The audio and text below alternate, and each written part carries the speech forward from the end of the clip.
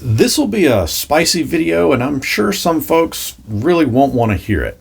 GameMasters here, and we are about to see a new Dungeons and Dragons movie release, Honor Among Thieves. But there are many used-to-be fans that just won't have it. I fully admit that I've had my own beef with Hasbro, from their lame attempt at the Magic the Gathering 30th anniversary $999 plus tax shipping loot crate, to their lackluster content of Spelljammer and Dragonlance, to the entire OGL debacle. Hell, I'm still raw about all of that. And to add fuel to it, we are now seeing that some influencers are being invited to some D&D summit that's pissing a lot of folks off that feel like they should have been invited.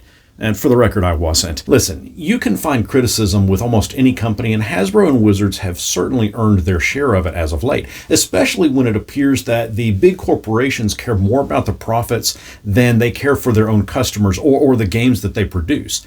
But with them putting the OGL into Creative Commons for anyone to use, that is a major step in the right direction. It's a clear message that Wizards is willing to listen to their fans and make changes that benefit the community. Make no mistake, Wizards are ultimately going to benefit if they can win back that community. But that's partly where we all got so pissed off in the first place, that they tried to lock down the OGL so that it would only benefit them. They have flat out, straight up reversed that and placed it into a location that they cannot possibly weasel in a different direction. We, the folks that create third-party content, we did win here.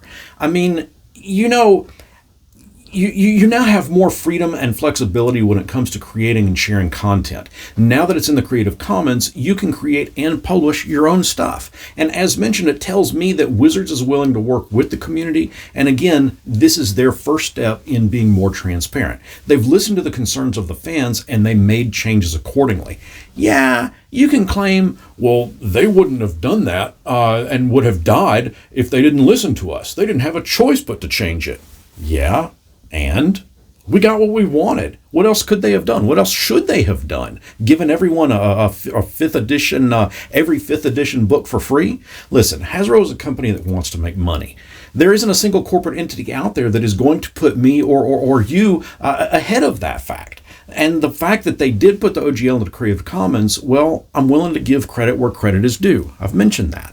I've also looked through their latest book, Keys from the Golden Vault, and I gotta be honest, while I'm not a fan of adventure books, mainly because I prefer to create my own adventures, what is presented in this book is pretty solid. The adventures within themselves flow nicely, and they're very well laid out. I don't want this video to be taken as if I'm advocating for Wizards or Hasbro. They have a long road to go to earn my trust back, and they will have to work hard to earn it back.